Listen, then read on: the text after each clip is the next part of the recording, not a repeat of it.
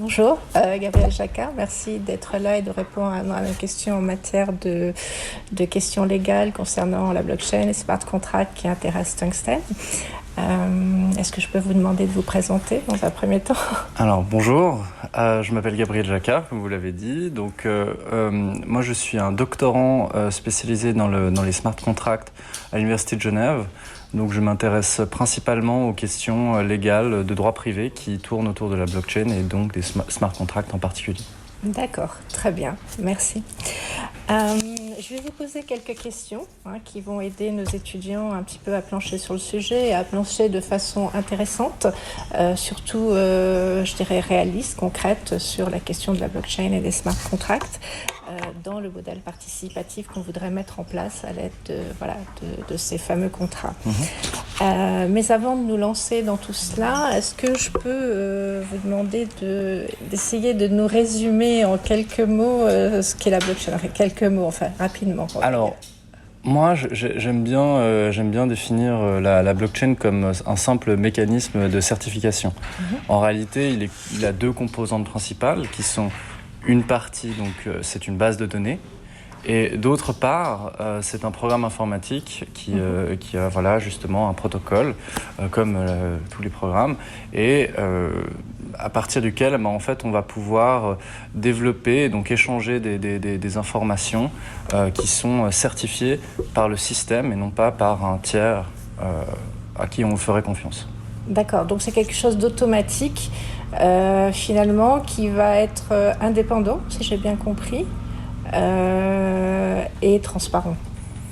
Alors, oui, il est indépendant dans le sens que le système, finalement, est ce qu'on dit décentralisé. Okay. C'est-à-dire qu'il est donc réparti en une multitude d'acteurs qui ont chacun, en fait, une copie de ce qu'on appelle donc, la blockchain, la chaîne de blocs, soit les registres qui contiennent cette information, donc est répliquée au sein d'une multitude d'acteurs. Et c'est dans cette optique, on peut dire qu'en réalité, il naît un peu dans les mains de personne. Et c'est, je crois que c'est ce que vous vouliez un petit peu, un petit peu, voilà. Faire ressortir. Cette indépendance, finalement, et neutralité aussi, d'une certaine façon. C'est juste de dire qu'il est indépendant, mais c'est vrai que quelque part aussi, il dépend de nous.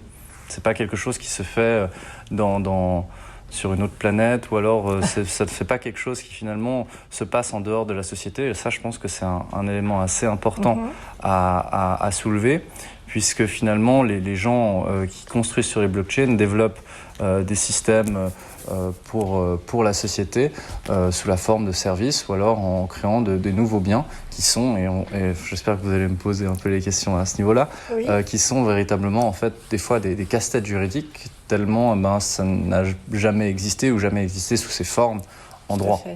Donc le droit qui est la façon pour une société justement de réguler un phénomène et de prendre position et de peut-être l'intégrer justement à l'intérieur de son modus vivendi, eh bien, dans ce genre de cas, en fait, on est face à une dématérialisation telle qui n'était pas forcément prévue par les législateurs et envers laquelle le législateur doit vraiment rattraper un retard pour faire en sorte que ces systèmes puissent fonctionner correctement et légalement.